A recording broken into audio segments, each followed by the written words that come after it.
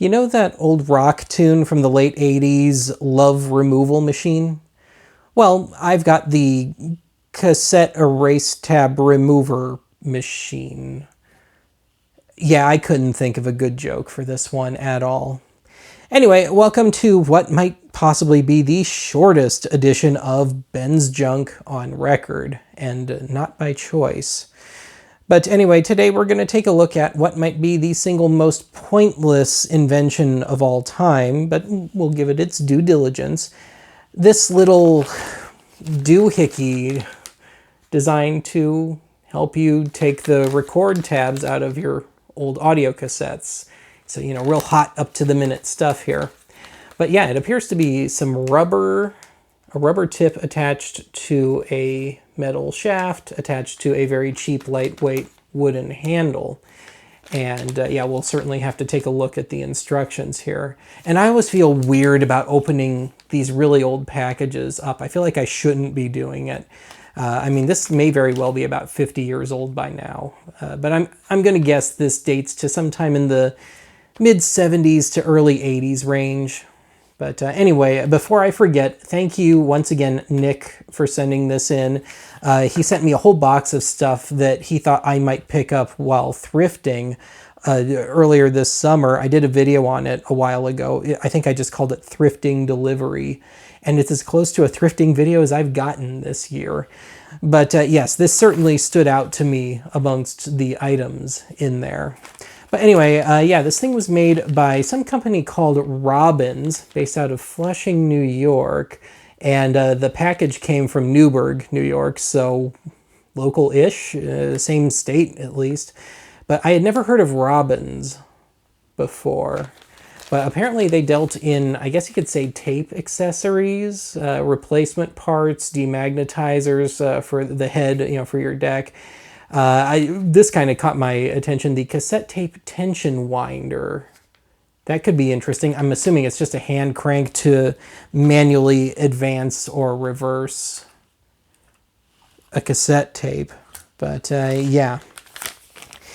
Anyway, this just seemed utterly pointless to me because, for all the years that I've dealt with audio tapes, if I want to take those pesky record tabs out, I use this strange, obscure little tool called a screwdriver.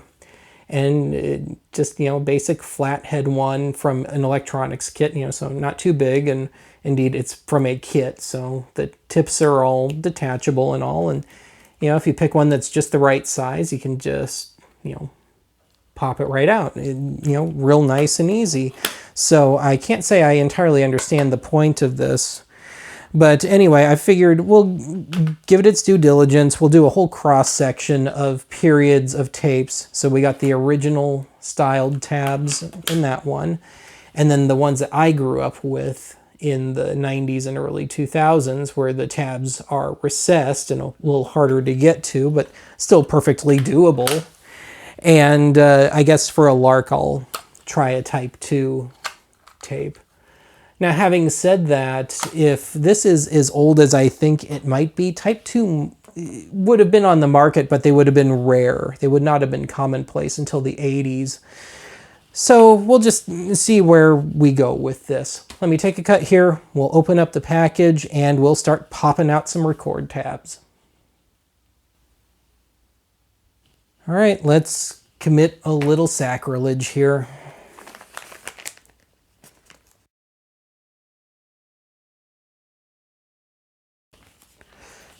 All right, there we go. So if I'm thinking about it in post, I'll take a quick scan of this so you can just pause and read. But as best as I can gather here, it says to basically just chuck this thing in here, into the tape, that is, the tool. And I guess the tab would get caught between the rubber pieces. I don't foresee that happening. This is not a very sturdy thing. It's truly a cheapie. And it might be even a little rusty. I was noticing a little bit of color change going on. But yeah, let me grab a tape here and we'll get down to business.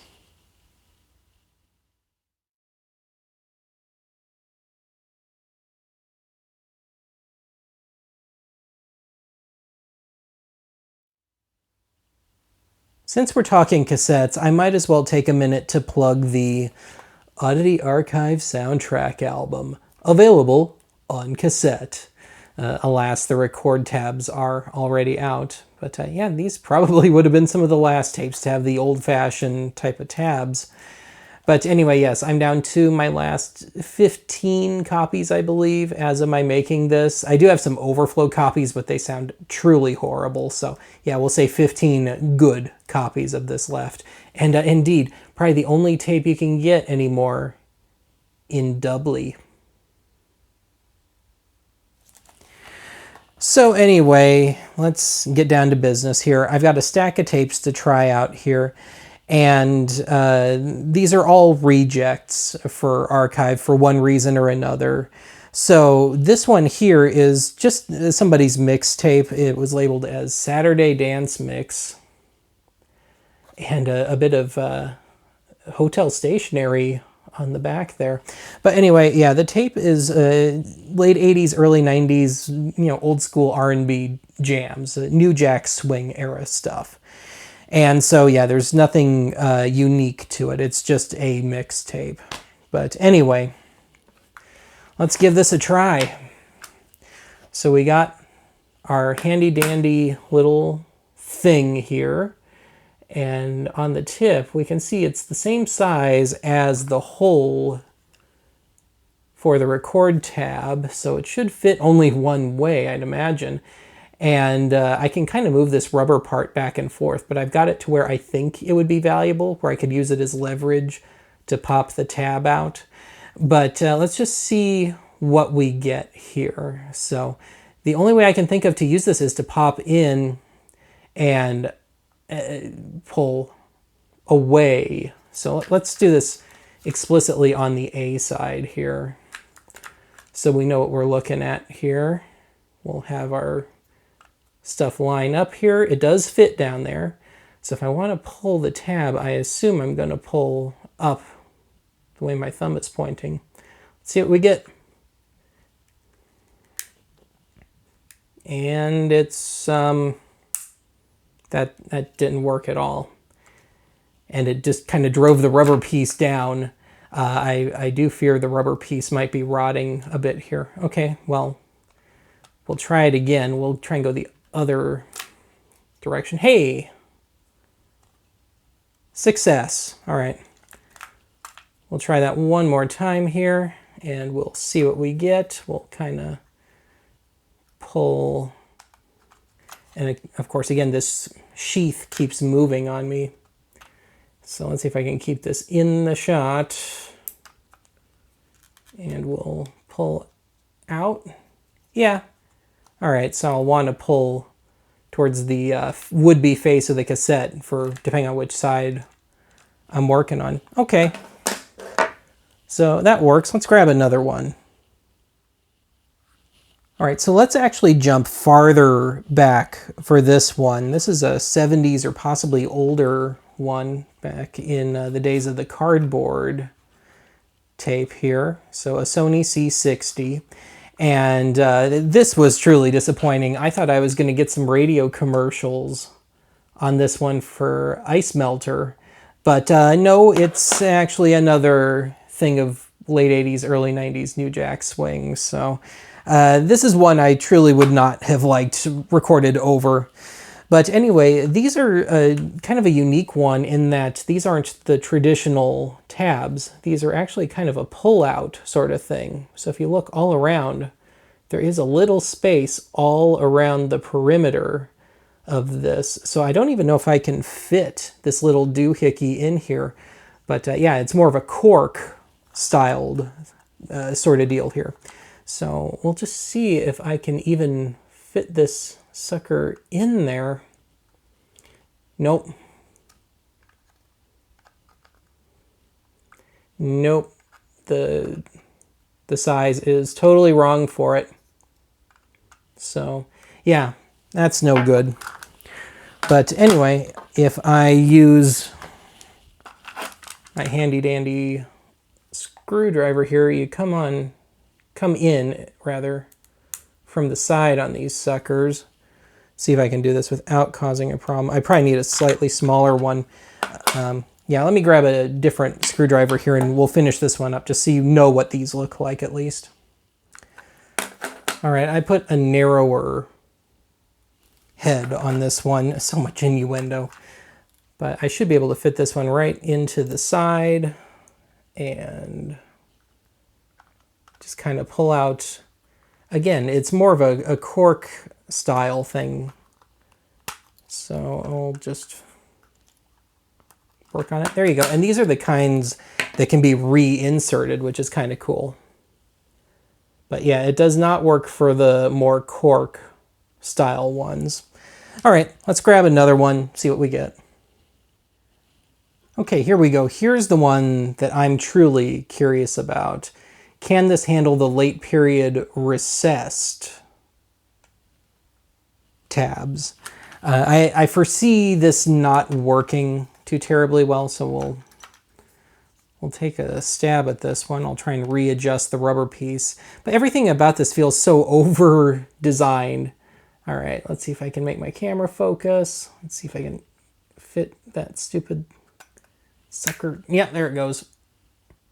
Pull back out, and yeah, it got it. I think it might be stuck up the cassette. I'll have to take a little look at it a little closer here. No, actually it got it. It did it just fine. So we'll just try that one more time here on the flip side, and it's a much tighter fit. I'll certainly give it that. There we go. Didn't work that time though. Yeah, for how much fussing and fidgeting you have to do with this, boy, I am not liking this. Yeah, it's doable if you hit it just right on these newer cassettes, but yeah, it's just not practical. In fact, this one, it's just kind of shredding the tape. And before anyone asks, yes, this is another reject. This is just some country songs that were recorded off the radio, and somebody was super diligent about not including any station IDs or commercials or anything. So all that stuff is, alas, missing. But yeah, just kind of like 90s country on here, which I guess they would call classic country now. There we go. Got it that time. And you can see it just kind of dangling there. But yeah, doable, but I wouldn't exactly call it practical. All right, for the finale, I've got a Type 2 tape here, which certainly would have existed by the time that this thing hit the market, but they wouldn't have been super common yet, I don't think. I don't really foresee this being an issue because the only difference is you've got the wider top there. The tab proper is still the same. Let's see if I can, yeah, make the light hit it just right. So yeah, same size tab as before, just a wider window. So you have a little wiggle room, I guess, here. But yeah, I think this is gonna be actually, I could wind up eating my words, but yeah, we'll give this a go. And yeah, worked just fine. All right, well, those are certainly all the practical tests for that one. So having said that, I can see why I've never seen one of these before. This is just, this is a lot more work than it needs to be. Yeah, it's not topping the good old screwdriver.